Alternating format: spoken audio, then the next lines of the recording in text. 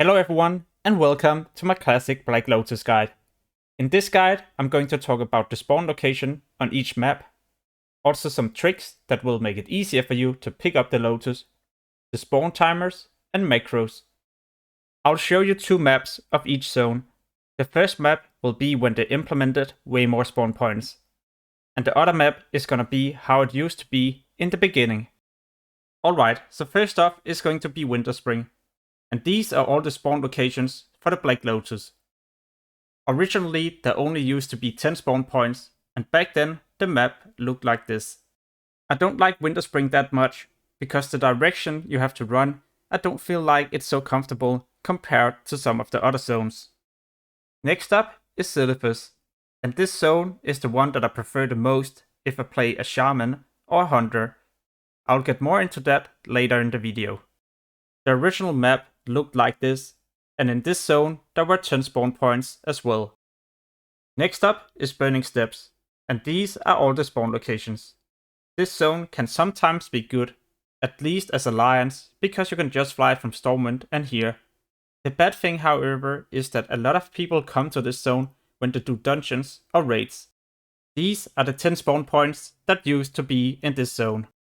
The last zone is Plaguelands, and this is how the map looks like.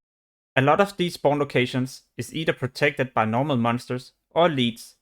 Overall, I don't like this zone that much, and I try to skip this if possible. The 10 spawn points for Eastern Plaguelands used to look like this. The next thing I will talk about is tricks to make it easier for you to pick up the Black Lotus. The first item I recommend you to get is 6 Demon Bag. When you use this trinket, you have a chance to summon a pet. While the pet is attacking the monster, then you could attempt to loot the Lotus at the same time.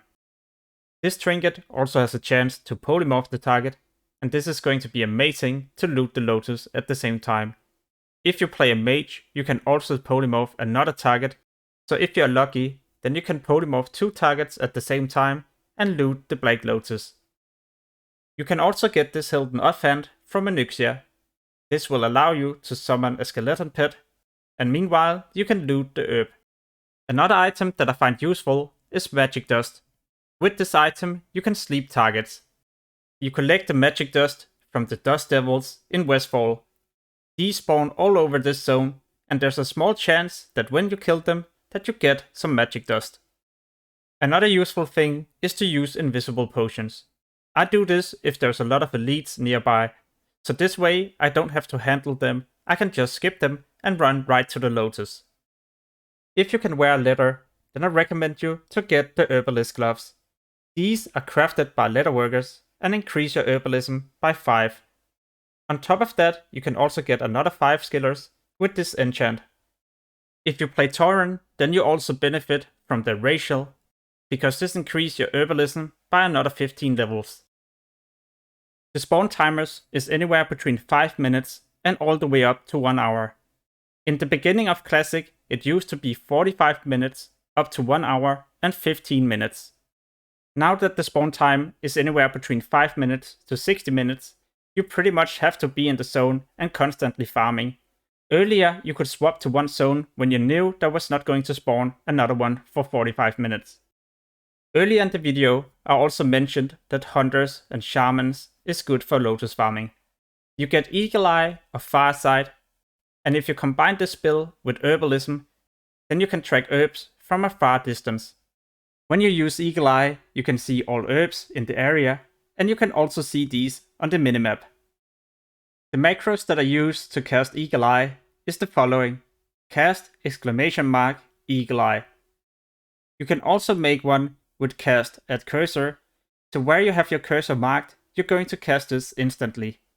I'll link both of them in the description. Here's an example of all of this in action.